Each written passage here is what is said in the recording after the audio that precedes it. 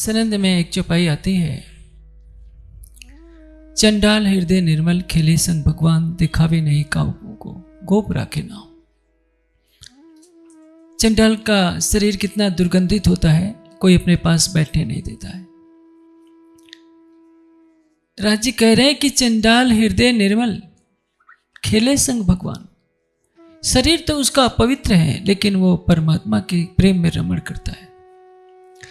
आज सारा हिंदुस्तान कहूं, आर्यावर्त कहूं, हिंदुस्तान नाम तो दूसरे लोगों का दिया हुआ है। हिमालय से नीचे का लेकर पूरा अफगानिस्तान, एक समय का ईरान, बर्मा, लंका, जावा, सुमात्रा, सब कुछ आर्यावर्त में माना जाता था। पूरी भारतीय संस्कृति चाइना में फैली थी, जापान में फैली थी, यूरोप में फैली थी। स्वयंभू मनु से लेकर युधिष्ठिर तक सारे चक्रवर्ती राजा भारतवर्ष में गए। भारतवर्ष का शासन सारे विश्व पर हुआ करता था। लेकिन जब से यहाँ के लोगों ने वेदों का पढ़ना पढ़ाना छोड़ दिया, एक अद्वैत ब्रह्म की उपासना छोड़ दी, अपने हृदय मंदिर में परमात्मा को खोजने के बदले शालिग्राम और शिवलिंग में खोजने लगे, वृक्षों और नदियों में खोजने लगे, तब से पतन के कगार पर पहुंच गए। और उसमें भी कोढ़ में खाज का काम किया इस जन्मना जाति व्यवस्था ने। कहावत कही जाती है बोलचाल की भाषा में, जाके पैर न फटी बवाई, वो क्या जाने पीर पर आई। यदि आपका जन्म ऊंचे कुल में हो गया तो आज के युग में आप शराब पीजिए, मांस खाइए, कुछ भी कीजिए, आप ऊंचे दर्जे मिलते हैं। और यदि दुर्भाग्य से आपका जन्म निम्न कुल में होता है तो आप कितने भी योग्य रहिए, आपको हर जगह दुत्कार झेलनी पड़ती है। इस पीड़ा को जो भुक्तभोगी होगा वही हो सकता है, अन्य कोई नहीं। जैसे भारत में आरक्षण कोटा चलता है, 90% वाले रुक जाते हैं और 40% वाले पोस्ट पा जाते हैं, तो 90% वाला खींचता तो है। वैसे ही धर्म में भी आरक्षण है। जो जन्मना जाति व्यवस्था चालू कर दी गई है, मैंने जगन्नाथपुरी जाकर देखा है। शायद ही कोई पंडा हो जो रात को मछली न खाता हो, शराब न पीता हो, मांस न खाता हो, लेकिन दिन उगते ही सबको मुक्ति का टिकट वही देता है। जो मांस और शराब में डूबा हुआ है वो मुक्ति का टिकट बांट रहा है। इससे बड़ा दुर्भाग्य क्यों? क्योंकि जाति व्यवस्था है। उसकी पीढ़ी दर पीढ़ी उसका ही बेटा, चाहे शराबी हो, कबाबी हो, वही महंत बनेगा, वही गादीपति बनेगा। ये विकृति कहाँ से आती है? अशिक्षा से, अज्ञानता के अंधकार से। संसार में वही आगे बढ़ा है जो मानव मात्र को देखता है। मैं एक घटना आपको बताता हूं तो बात समझ में आ जाएगी। काशी नगरी में आदि शंकराचार्य भ्रमण कर रहे थे। उनके ज्ञान का डंका सारे देश में बज रहा था। अचानक सामने से एक चंडाल उपस्थित होता है अपने कुत्तों के साथ। शंकराचार्य जी अपने शिष्यों के साथ हैं। शंकराचार्य देखते हैं कि मेरे सामने से तो चंडाल कई कुत्ते लेकर आ रहा है, रास्ता ही नहीं छोड़ रहा है। शंकराचार्य कहते हैं चंडाल दिखाई नहीं देता, मैं गंगा स्नान करके आ रहा हूं, सामने से हट। चंडाल मुस्कुराता है, कहता है कि आचार्य, ब्रह्म को हटने के लिए क्यों कह रहा है? शंकराचार्य जी और छिटकते हैं, क्योंकि शंकराचार्य का उपदेश था ब्रह्म सत्यम जगत मिथ्या, जीव ब्रह्म न एव परा। सारा संसार ब्रह्म रूप है, जीव ही ब्रह्म है, ब्रह्म के अतिरिक्त कुछ है ही नहीं। चंडाल पूछता है कि आचार्य, आपका ब्राह्मण कथन है, मेरा चंडाल कथन है, लेकिन दोनों का जीव तो एक है। आकाश में सूर्य चमकता है तो उसकी चेतना का प्रतिभास, तो उस सूर्य का प्रतिबिंब गंदे नाले में भी पड़ता है और गंगा जल में भी पड़ता है। तो जो सूर्य है, क्या उसमें विकार पैदा होता है? मेरे अंदर जो चिदाभास है, चिदाभास का अर्थ जीव, जो नारायण की चेतना का प्रभास है, प्रतिबिंब है, आदि नारायण की चेतना, ईश्वर कहिए, जो भी कहिए। मेरे अंदर जो चिदाभास रूप चैतन्य है और आपके अंदर जो चिदाभास रूप चैतन्य है, न तो वो ब्राह्मण है न चंडाल है। आपका शरीर ब्राह्मण का है, मेरा शरीर चंडाल का है। तो क्या जो मूल स्वरूप है ईश्वर में, क्या उसमें भी विकार होता है? आप तो कहते हैं जीव ब्रह्म न एव परा, तो आप अद्वैत की घोषणा करते हैं, आपको ब्राह्मण और चंडाल में भेद कहां से पता चल गया? शंकराचार्य उनके चरणों में झुक जाते हैं, चरणों में गिर पड़ते हैं कि तुम मेरे गुरु हो। लेकिन आज के शंकराचार्य जो न वेद पढ़ते हैं न सत्य को समझना चाहते हैं, जाति व्यवस्था का ऐसा घृणा का जहर बो रखा है। मोहम्मद बिन कासिम से लेकर अहमद शाह अब्दाली तक भारत पर हमला करते हैं। हजारों में, लाखों में नहीं, करोड़ों की गर्दनें काटी जाती हैं, खून की नदियां बहती हैं। सैकड़ों नहीं, न जाने कितनी बार चित्तौड़ की धरती से छत्राणियों ने चित्ता में जौहर किया होगा अपने सतीत्व की रक्षा के लिए। ब्राह्मण सोचते हैं हमारा थोड़ा काम है, वैसे सोचता है हमारा काम थोड़े है, इन क्षत्रियों को मरने दो। शूद्र सोचता है कि हमको तो सताया गया है, इनको मरने दो। परिणाम क्या होता है? जो अफगानिस्तान था वो आपके हाथ से गया। पाकिस्तान आपका ही भाग अलग होकर के दनदना रहा है। बांग्लादेश कौन था? सभी हिंदू ही तो थे। सिंगापुर कौन था? जावा, सुमात्रा, इंडोनेशिया में कौन था? सभी हिंदू थे। आज दूसरे मतों में चले गए। किसके कारण? इसी जाति व्यवस्था की लड़ाई के कारण। आप मंदिर में एक प्रतिमा स्थापित करते हैं, नदी में बहता हुआ पत्थर। शायद देवगढ़ के पास मैंने सुना है कोई नदी है जहां में बहते हुए पत्थर को शालिग्राम भगवान माना जाता है। नदी में बहता हुआ पत्थर तो भगवान हो सकता है, लेकिन भगवान स्वयं कहता है कि मैं हर प्राणी के हृदय में हूं। उपनिषदों को पढ़ा होता इन जातिवाद के चलाने वालों ने तो क्या उपनिषद में लिखा है? श्वेताश्वर उपनिषद जो यजुर्वेदी है, क्या लिखा है? एको देवा सर्वभूतेषु गूढ़ा, एक ही परमात्मा सभी प्राणियों में छिपा हुआ है। सर्वव्यापी सर्वभूतांतरात्मा, सत्ता से सर्वत्र व्यापक है और सर्वभूतांतरात्मा सभी प्राणियों की आत्मा है।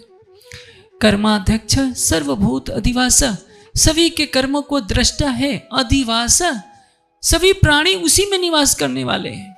साक्षी चेता केलो निर्गुणच। यदि उपनिषद के इस वाक्य को पढ़ लेते कि सभी प्राणियों के हृदय में परमात्मा विराजमान है, तो कोई जाति भेद नहीं करता, कोई शूद्र के नाम पर तिरस्कृत नहीं होता।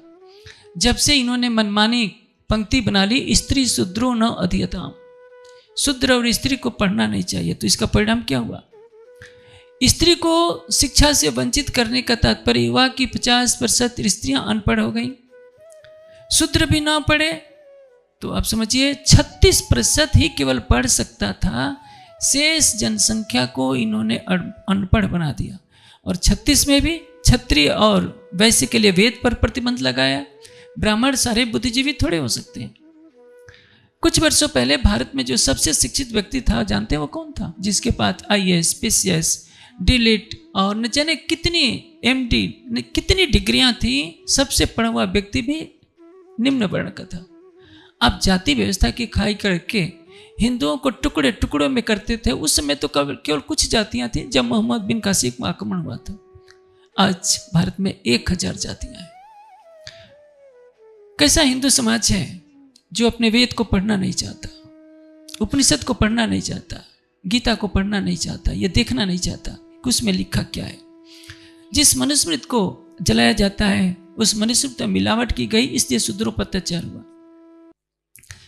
चारों वेदों में कहीं भी ऐसा नहीं है कि शूद्र निम्न वर्ण का है। उसमें तो एक एक वर्ण को प्रणाम किया गया है। चर्मकाराय नमः, उसको भी सम्मानित किया गया है, उसको भी प्रणाम किया गया है।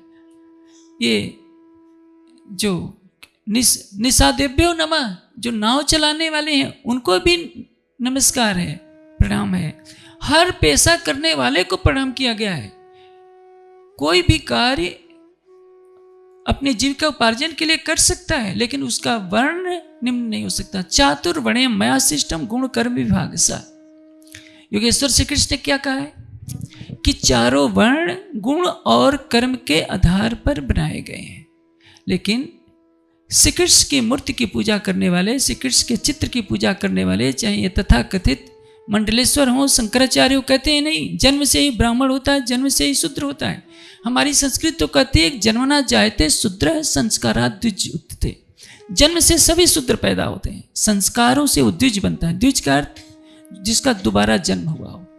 यदि कोई व्यक्ति ब्राह्मण के घर पैदा होता है जन्मना ब्राह्मण के घर, उसको संस्कार नहीं मिलता है, उसने वेद आंखों से देखा नहीं, गायत्री मंत्र भी याद नहीं, श्रद्धा नहीं, इंद्रियों का समन नहीं, वह मांस खाता है, शराब पीता है, दुराचार करता है, फिर भी वो ब्राह्मण कैसे कहला सकता है? फिर तो रावण को भी ऋषिराज कहना चाहिए। हर जगह राक्षस इंद्र क्यों कहा जाता है? आप इतिहास के पन्ने को पलट करके देखिए, ऋग्वेद का सबसे पहला ब्राह्मण ग्रंथ लिखने वाला कौन है? ऐत्रेय ऋषि। जानते हैं? वो शूद्र थे। विदुर जी क्या थे? शूद्र थे। व्यास जी क्या थे? किसकी संतान थे? सत्यवती सुता, महाभारत में भी लिखा है। सत्यवती कौन थी? मल्लाह की तो लड़की थी। और सत्यवती का विवाह किससे होता है? चंद्रवंशी राजा शांतनु से होता है। उनके पुत्र जो होते हैं, जिनके कौरव और पांडव उत्पन्न होते हैं, उस समय कर्म के आधार पर वर्ण व्यवस्था होती थी, जन्म के आधार पर कोई भी वर्ण व्यवस्था नहीं होती थी। और जब से जन्मना जाए, जन्म के आधार पर ये ब्राह्मण है, ये क्षत्रिय है, वैसे शूद्र तो होता रहा। इनमें भी 1000 जातियां बन गई। आप सोचिए, 5 अंगुलियां मिलती हैं तो घूसा बनता है, अब 5 अंगुलियां अलग अलग होती तो इनकी कोई शक्ति नहीं होती। एक खेत में घास जमी रहती है, एक बकरी भी आती है, घास को चर जाया करती है, लेकिन उसी घास की रस्सी बना दी जाए तो मत वाले हाथियों को बांधा जा सकता है। जब से यह हिंदू समाज 1000 जातियों में बट गया, 1200 जातियों में बट गया, 1000 संप्रदायों में बट गया, आज देखिए हर संप्रदाय दूसरे संप्रदाय को नीचा दिखाने में लगता है कि हमारा संप्रदाय बड़ा है, तुम्हारे संप्रदाय छोटा है। न किसी को वेद से मतलब है, न किसी को शास्त्र से मतलब है, केवल पुराण आज का हिंदू समाज पढ़ता है, लड़ता है, झगड़ता है। जो परमात्मा सभी प्राणियों में प्राण देता है, जीवन देता है, आज उसी की प्राण प्रतिष्ठा कराई जाती है। जिन मंत्रों को बोलने से मूर्ति में प्राण आ जाता है, उन्हीं मंत्रों को बोलने से मरे हुए को जिंदा क्यों नहीं कर लिया जाता? जो सबको भोजन देता है उसी को लोग खिलाने बैठते हैं। तुम्हारी ज्योत से रोशन है सूरज चांद और तारे, मां अंधेर है तुमको यदि दीपक दिखाऊं। जो सबको मुक्ति देने वाला है उसी को बंद कर देते हैं। शंकर जी भी बंद हैं, हनुमान जी भी बंद है, गणेश जी भी बंद है। और बंद कौन कर रहा है? एक अदना सा आदमी। ये पद्धति तो चल गई है। वेद में क्या लिखा है, उपनिषद में क्या लिखा है? ओम इति ओम ध्यायत आत्मानं वत्सं स परस्ता। परमात्मा का वाचक नाम है ओम। उसकी उपासना तो छोड़ दी हिंदुओं ने। शालिग्राम और शिवलिंग की पूजा होती है। अब बताइए, कामाख्या के मंदिर में सती माता के जिस अंग की पूजा होती है, जानते हैं क्या वेद सम्मत है? वह जहां भैंसे कटते हैं, खून की नाली बहती है, क्या वो वेद में लिखा है कि भैंसे को, बकरों को, कबूतरों को लाला करके काटा करो? वेद के किस मंत्र में लिखा है? वेदांत में कहाँ लिखा है? गीता में कहाँ लिखा है? लेकिन कोई भी शंकराचार्य, कोई भी मंडलेश्वर उसके विरुद्ध बोलने का साहस नहीं कर सकता। क्यों? क्योंकि उनने खुद भी वेद का अध्ययन नहीं है और जनता को इसीलिए वेद के अध्ययन से विमुख किया कि जनता सत्य को नहीं जान सके। और जाति और संप्रदायों की लड़ाई में 1000 वर्षों से ये भारत पददलित हो रहा है। भारत माता चित्कार करके आंसू बहा रही है। लेकिन इन धर्म ध्वजियों को, जो धर्म की ध्वजा लेकर के आगे चलते हैं कि हम ही धर्म के नियंत्रक हैं, जिनको धर्म की परिभाषा भी नहीं मालूम, जिन्होंने आंखों से चारों वेदों को देखा नहीं होता, जिनको वेद का पहला मंत्र तक याद नहीं होता, वेद में कितने मंत्र हैं ये भी नहीं पता होता, वही कहते हैं कि हम धर्म के वाहक हैं, हम जो कहेंगे वही होना चाहिए। जिस देश में शिक्षा हट जाती है उस देश को विनाश से कोई नहीं मिटा सकता। आज यूरोप में जाकर देखिए, यूरोप के कुछ देश दुनिया में सबसे अधिक धनवान है, और वहाँ क्या है? 98-99%, कहीं कहीं 100% तक साक्षरता है। भारत तो अभी बहुत पीछे है। हम किसी को पढ़ने ही नहीं देंगे, केवल 36% जनता पढ़ेगी और शेष अनपढ़ रह जाए तो क्या होगा? विनाश नहीं होगा तो क्या होगा? ये देखिए,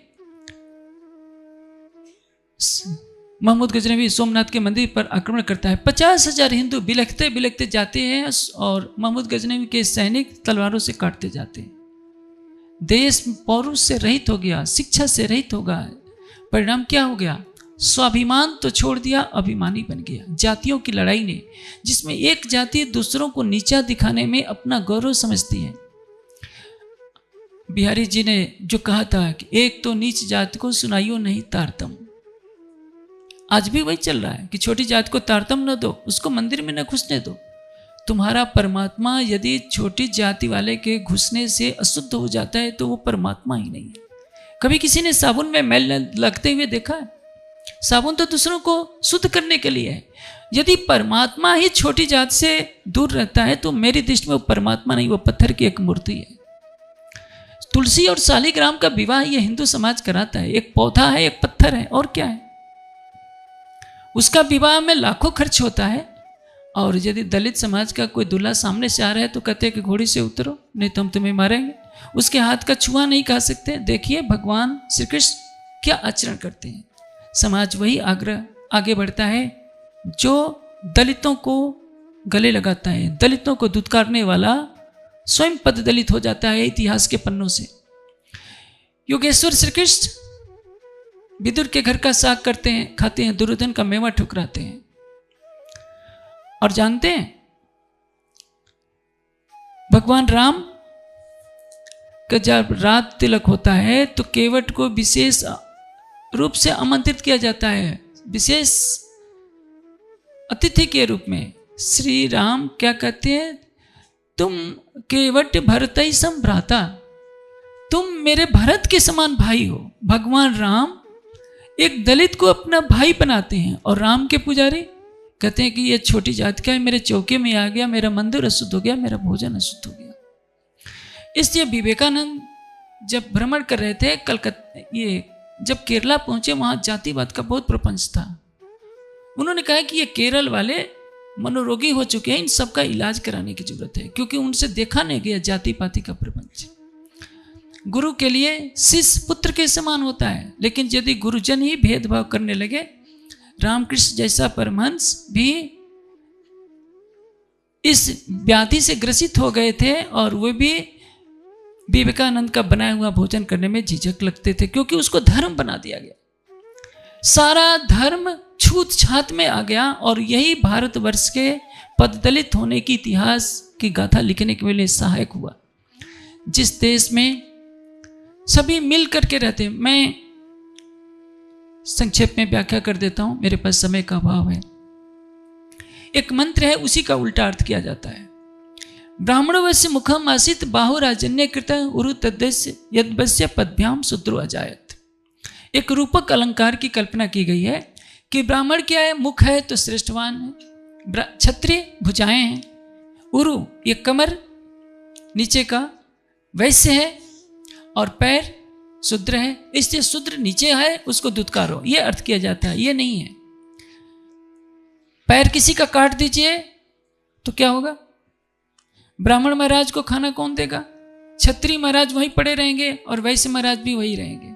याद रखिए, जो समाज शूद्र का तिरस्कार करता है वही तिरस्करणीय हो जाता है, और भारतवर्ष के साथ ऐसे ही हुआ। जिन चरणों से शूद्र की उत्पत्ति होती है उन्हीं चरणों से गंगा भी निकलती है। तो पौराणिक तो मानते हैं कि भगवान के चरणों से शूद्र उत्पन्न हुए, तो भगवान के चरणों से गंगा निकलती है, तो गंगा का चरणामृत लेकर तो तुम पवित्र हो जाते हो। कहते हो कि गंगा में स्नान करने से मोक्ष मिल जाता है, तो शूद्र से घृणा क्यों करते हो भाई।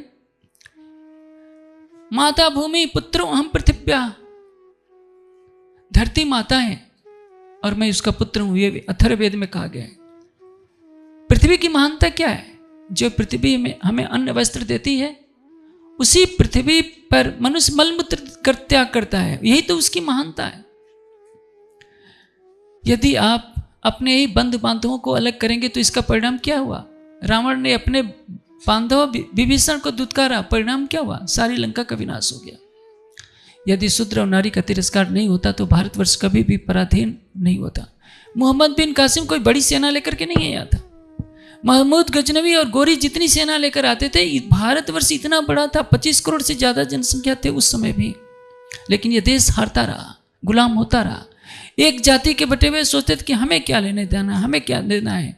खून की नदियां बहती रही और धर्म पर रोटी सेकने वाले अपने अपने बट्ठों में बैठे हुए मस्त रहे, क्योंकि उनकी भक्ति तो पत्थरों के भगवानों पर थी।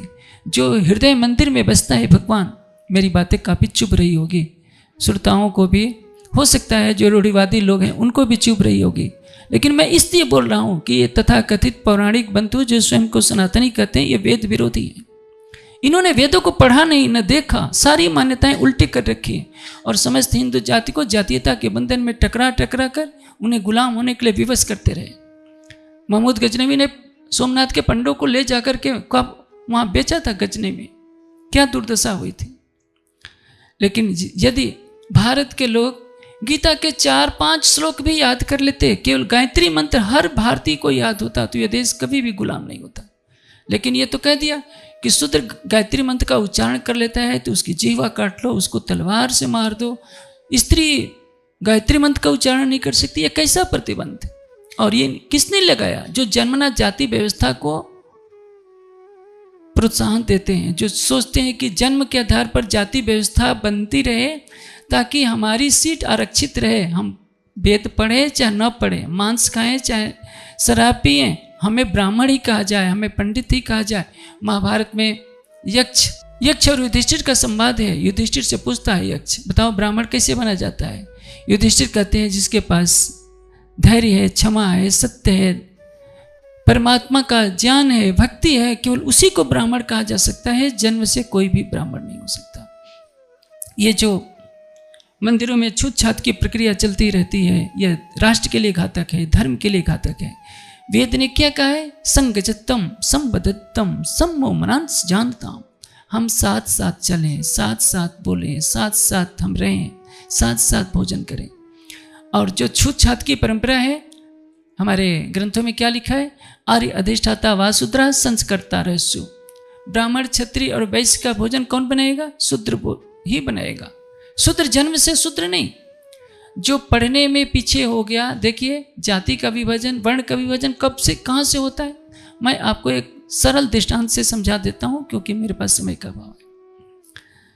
एक पिता के 4 बच्चे हैं, एक को इंजीनियरिंग पसंद है तो इंजीनियर कहलाता है, एक को चिकित्सा कार्य पसंद है तो डॉक्टरी करता है और डॉक्टर बन जाता है, और एक को लेक्चर देना अच्छा लगता है तो लेक्चरर बन जाता है इतिहास का।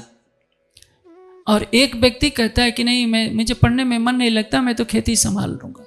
बस यही तो कहानी है। लेकिन माता पिता के लिए तो चारों बच्चे उसके अपने ही हैं।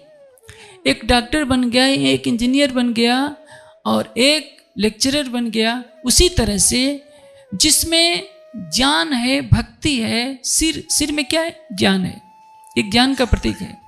जिस समाज के जिस व्यक्ति में ज्ञान होता है, तप होता है, वो ब्राह्मण कहलाएगा। जिसकी भुजाओं में शक्ति है, जो प्रशासनिक कार्यों में दक्ष है, आईएएस अधिकारी बन गया, वो पुलिस विभाग में चला गया, मंत्री बन गया, वो क्या है? क्षत्रिय है। और जो कृषि व्यापार द्वारा अर्थोपार्जन कर रहा है वो वैश्य है। और पढ़ने में जो पीछे रह गया, एक नियम बनाया जाता था प्राचीन काल में कि 8 वर्ष की उम्र में गुरुकुल में जाना ही है। 25 वर्ष तक प्रतीक्षा की जाती थी। उस समय तक नहीं आता था तो उसको बहिष्कृत करके कहा जाता है कि ये कम बुद्धि का है, ये शूद्र हो गया और अब इसको सेवा कार्यों में लगाया जाए। जो तपसा शूद्रम, जो कठोर कार्यों को करे वो शूद्र है, लेकिन शूद्र को कहीं तिरस्कृत नहीं माना गया। आप जानते हैं दक्षिण भारत में स्थिति इतनी बददर्द हो गई थी कि शूद्र के गले में घंटी लगा दी जाती थी। जब वो चलता था तो लोग ऊंची जाति के अलग हो जाते थे। इसी का परिणाम है कि दक्षिण भारत में क्रिश्चियनिटी तेजी से बढ़ी।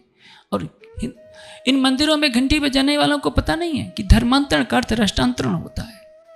आप नागालैंड की धरती पर मंच नहीं लगा सकते, हिंदू जैसे यहाँ मंच लगाए हैं, नागालैंड में नहीं लगा सकते, त्रिपुरा में नहीं लगा सकते, कश्मीर में नहीं लगा सकते, अरुणाचल में नहीं लगा सकते।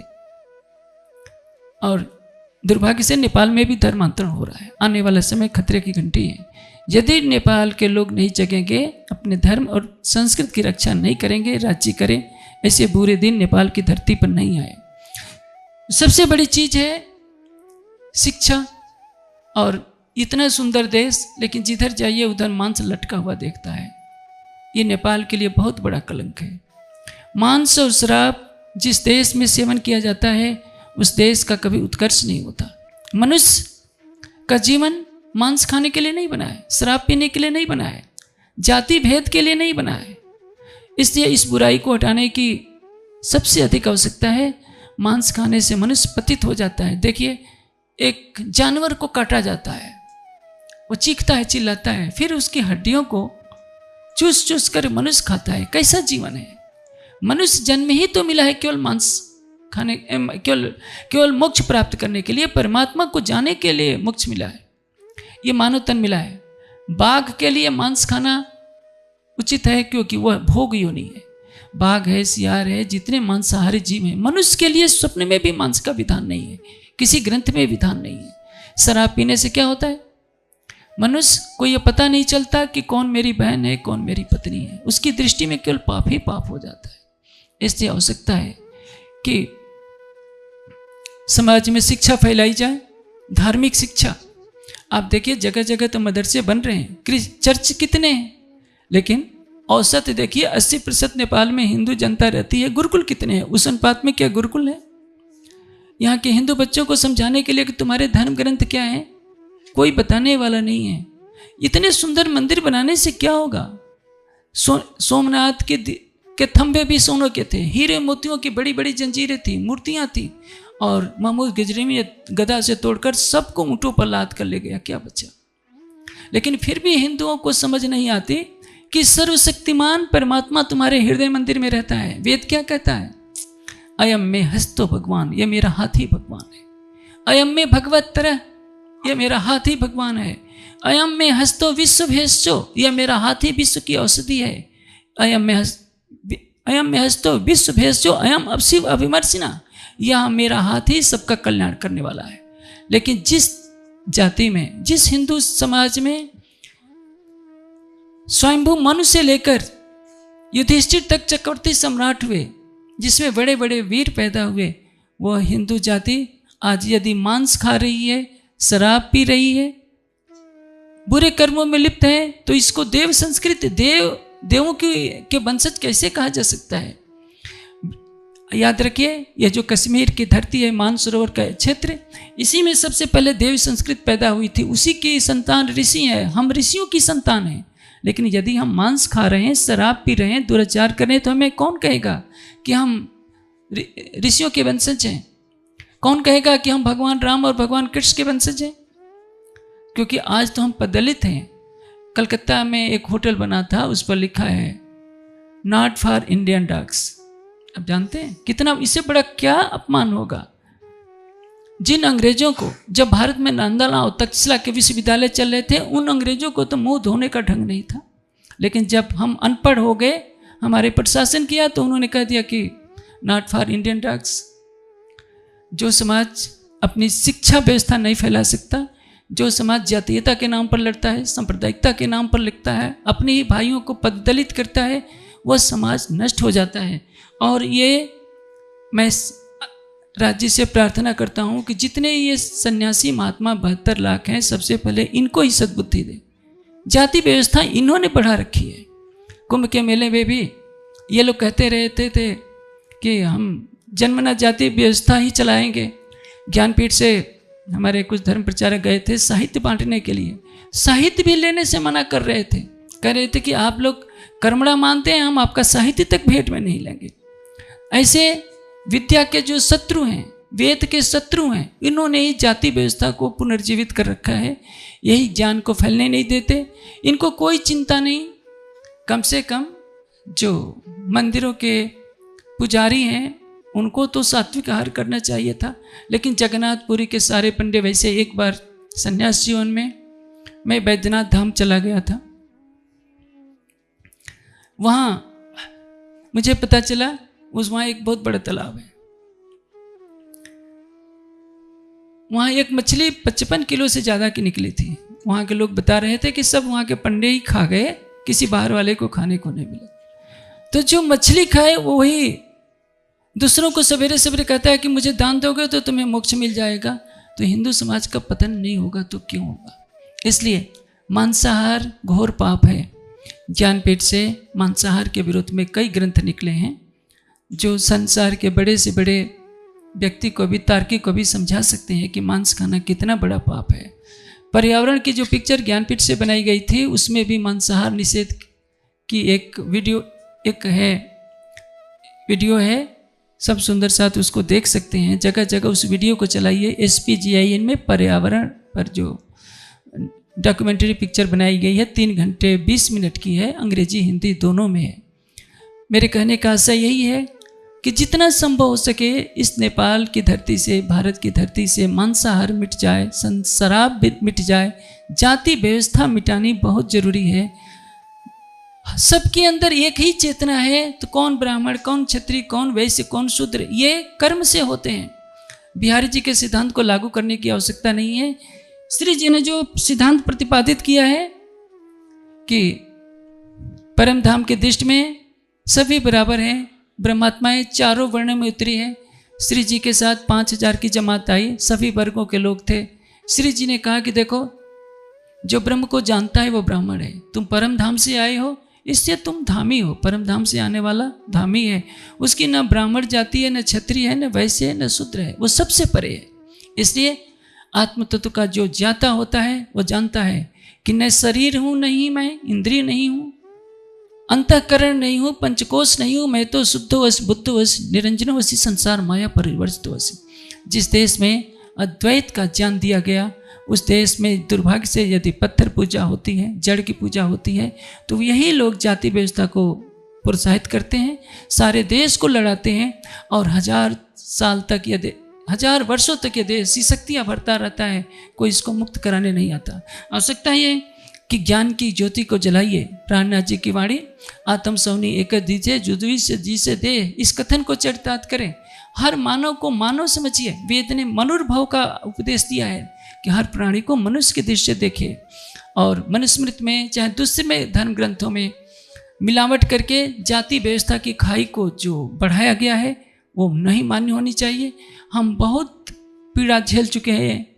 हम भारतवासी ने न जाने उन दिनों को देखा है जब मुगल आते थे, पठान आते थे, तुर्क आते थे, लूटते हुए आते थे, पंजाब के उधर खैबर के दर्रे से आते थे, घुसते थे और पूरे देश को खून की नदियों से लाल करते थे। हमारी गंगा ने न जाने कितनी बार रक्त के स्रोतों को अपने में मिलाया होगा। उस पीड़ा को भी जो बड़े बड़े मठाधीश हैं, मंडलेश्वर है, कब से को अनुभूत तो करें इस देश की पीड़ा को कि जन्मना जाति व्यवस्था से, जड़ पूजा से, पौराणिकता से, सांप्रदायिकता से देश को कितनी क्षति हुई है।